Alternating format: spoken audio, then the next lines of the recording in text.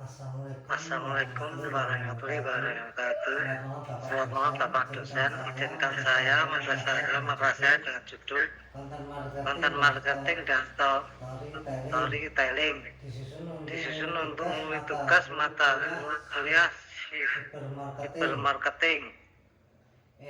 Era kejenuhan informasi, dua fenomena krusial, satu informasi melimpah, dua perhatian konsumen.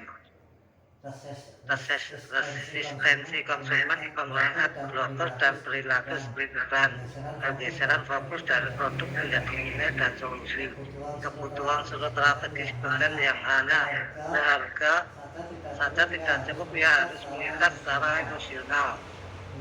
Rumusan masalah, mengapa konten marketing wajib terintegrasi dengan storytelling. Dua, bagaimana memetakan nilai naratif. Tiga, bagaimana kerangka kerja storytelling dinilainya di multi platform, diukur dan keberhasilannya. Kajian pustaka konten marketing. Satu, definisi plus penelitian definisi konten yang bernilai relevan dan konsisten. Dua, filosofi PLG yang harus berpikir layaknya penerbit membangun perjalanan jangka panjang. Tiga, pilar konten marketing. Satu, bernilai. Dua, relevan. Tiga, konsisten. Kajian pustaka storytelling dan neuromatik, fungsi naratif, neuromarketing. Fakta menghasilkan sedikit irautan serta menghasilkan area nilai 2 kali lebih mudah daripada fakta. Struktur dasar naratif, protagonis, konflik, tindakan, dan resolusi. Kajian pustaka konvergensi isi dan pada aspek konten marketing, fungsi menyediakan informasi, menghubungkan emosional, alat blog, e-blog, video, karakter, konflik, testimoni, hasil, traffic, kredibilitas, share rate, memori merek, dan sebuah konfigurasi storytelling membuka konten dari yang hanya menginformasikan menjadi yang menginspirasi. Pergeseran paradigma, kesalahan menurut mereka menjadikan diri sebagai pahlawan promosi diri, strategi tepat, pahlawan konsumen. Kedua, pemandu merek, atribut pemandu, empati, memahami rasa sakit pahlawan, otoritas, memiliki rencana dan konsentrasi. Elemen kunci narasi pemasaran. Satu, karakter pahlawan. Dua, konflik masalah. Tiga, pemandu merek. Empat, rencana dan CTA, tawarkan rencana sederhana dan ajakan kerja yang jelas. Lima, hasil tunjukkan hasil dramatis jika mereka mengikuti pemandu. Memetakan cerita dalam tiga babak. Babak satu, pengaturan tujuan, menciptakan empati, fokus, definisikan konflik pahlawan. Dua, babak. Dua, konsultasi, tujuan menawarkan solusi, fokus, perkenalkan merek sebagai pemandu dan tunjukkan rencana. Babak tiga, resolusi, tujuan menunjukkan kesuksesan, fokus, buktikan nilai merek melalui testimoni atau case study.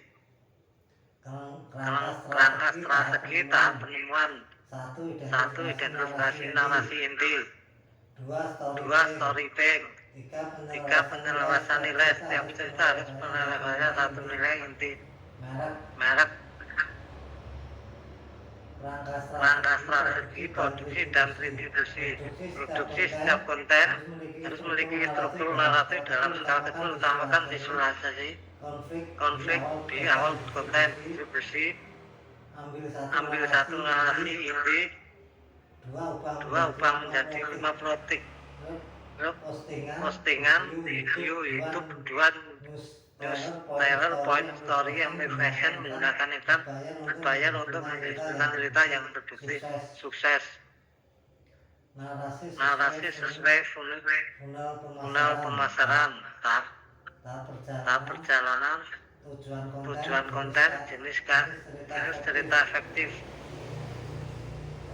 konten autentisitas dan etika narasi. Autentisitas cerita harus sesuai dengan nilai inti merek yang sebenarnya. Narasi palsu merupakan rusak kepercayaan secara permanen. Transparansi jelas tentang kehubungan komersial. Transparansi pastikan cerita ya.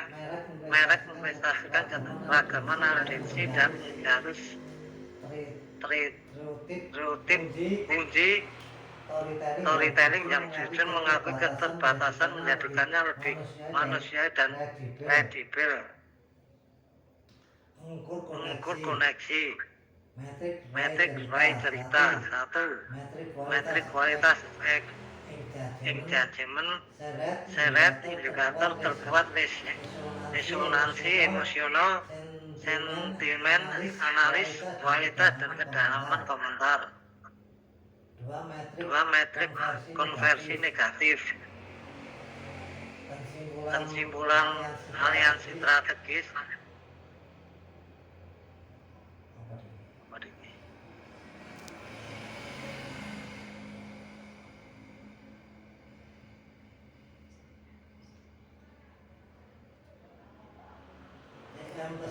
Storytelling strategis digital efektif.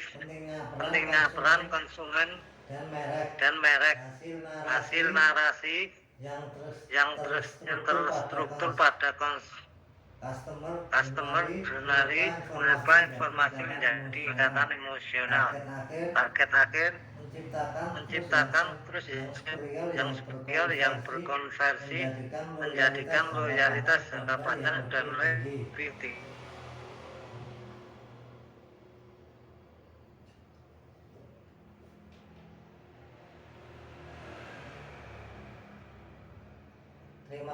Terima kasih.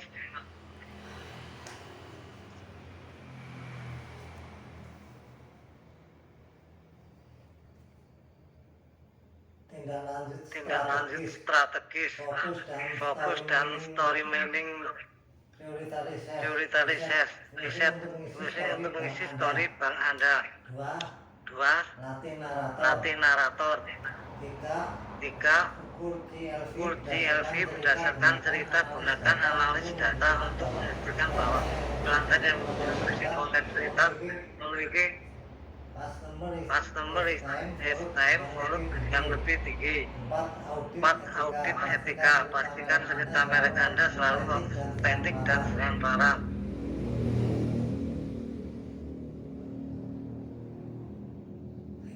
Terima kasih Bapak Dosen. Demikian materi yang saya presentasikan.